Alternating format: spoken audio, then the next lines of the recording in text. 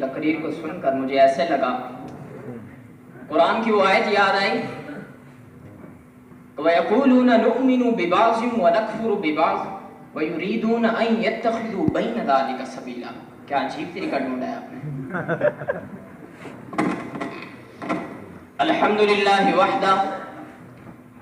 قال اللہ تبارک وتعالی فی سورة الکہف اعوذ باللہ من الشیطان الرجیم بسم اللہ الرحمن الرحیم الحمد للہ الذی انزل علی عبدہ الکتاب ولم یجعل له عوجا صدق اللہ العظیم. وقار انجمن ہم سے فروغ انجمن ہم ہیں. سکوت شب سے پوچھو صبح کی پہلی کرن ہم ہیں. ہمیں سے گلستان کی بجلیوں کو خاص نسبت ہے. بہاریں جانتی ہیں رونق سہنے چمن ہم ہیں. زمانے کو نہ دے الزام ہے نہ واقف منزل. زمانے کی نظر ہم ہیں زمانے کا چلن ہم ہیں. جناب صدر سب سے پہلے میں حزب اختلاف والوں سے یہ بات ذکر کروں گا کہ جب تم دینی مدارس کے نصاب کی بات کرتے ہو تو دینی مدارس کا نصاب کیا چاہتے ہو؟ جب تم مدارس کے ساتھ لفظ دین کو ملاتے ہو تو پھر کیا سمجھ کر اعتراض کرتے ہو؟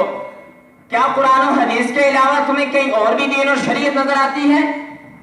یا پھر تم مدارس کے ساتھ لفظ دین کو ختم کر دو، یا پھر اس بات کو مانو کہ مدارس دینیہ کا نصاب وہی ہوگا جو رب تعالیٰ نے کتاب قرآن کی شکل میں ہمیں دیا. ان غلاموں کا یہ مسلک ہے کہ ناقص ہے کتاب کہ سکھاتی نہیں مومن کو غلامی کے طریقے. جناب صاحب کسی قوم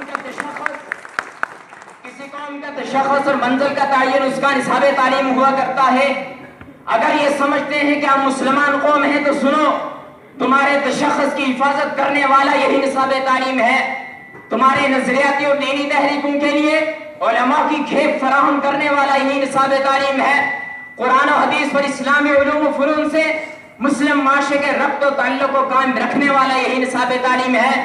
تمہارے اسلام دشمن کی آنکھوں کو چبھنے اور تکلیف دینے والا یہی نصاب تعلیم ہے. جناب صدر ہمارے دشمن کو یہ افسوس نہیں کہ مسلمان اتنی قوت کیوں بن گیا، بلکہ اسے یہ افسوس ہے کہ مسلمانوں کا تشخص کیوں برقرار ہے. اور دوسری طرف یہ اندھی تقلید کرنے والے کہ جن کے بارے میں علامہ اقبال نے برسوں پہلے کہا تھا تقلید پہ یورپ کی رضامند ہوا تو مجھ کو تو گلہ تجھ سے ہے یورپ سے نہیں. جناب صدر حالات کی بات کرنے والوں کو میں بتاتا ہوں کہ حالات کے تقاضے کیا ہیں. اسلام دشمن عناصر اس وقت مسلمانوں پر دو سمتوں سے الغار کر رہے ہیں.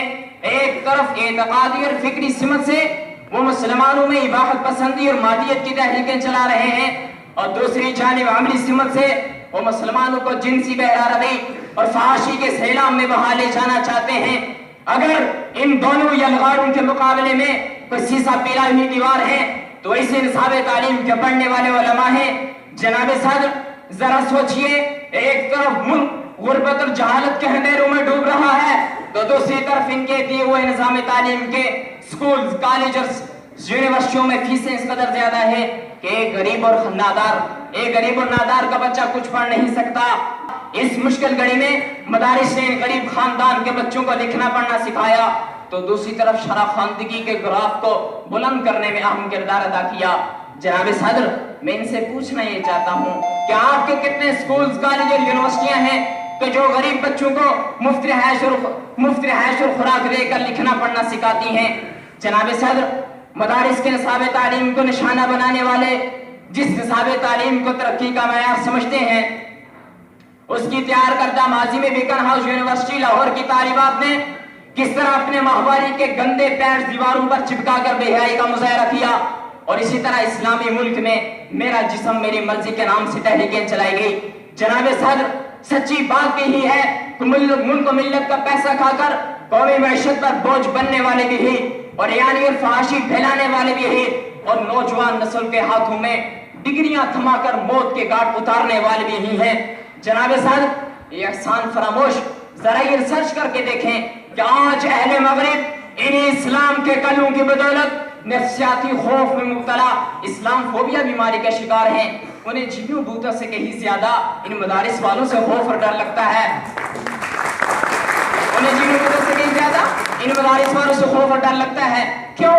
सिर्फ और सिर्फ इस वजह से कभी इन मदारिस के अंदर इस्लाम अपनी असली रंग और रूप में मौजूद है, लेकिन जनाबे वाला ये सेकुलर तबके की नजर होने वाले जाहिल मरकब आज ये चाहते हैं कि एक मौलवी भी अपना वजूद खो बैठे और कोट पेंट और टाई लगाकर दुनिया के शाना बशाना कदम से कदम मिला के चले, यानी हम तो डूबे हैं सनम, तुमको भी ले डूबेंगे। जनाबे सदर,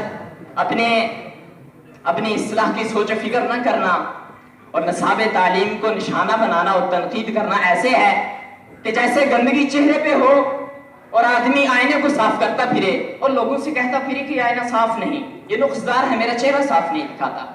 शायर भी इनको यही मुतनब्बे करता है, अमा चाहते हो तो इंसान बनो तुम, गैरों को छोड़ो असली मुसलमान बनो तुम, वरना दुर्रवाम बिगड़ते होते हैं, कसम है बगावत भी भरते होते हैं। अगर नाव डूबी तो डूबोगे सारे, न तुम बच सकोगे न साथी तुम्हारे। वमा अलैना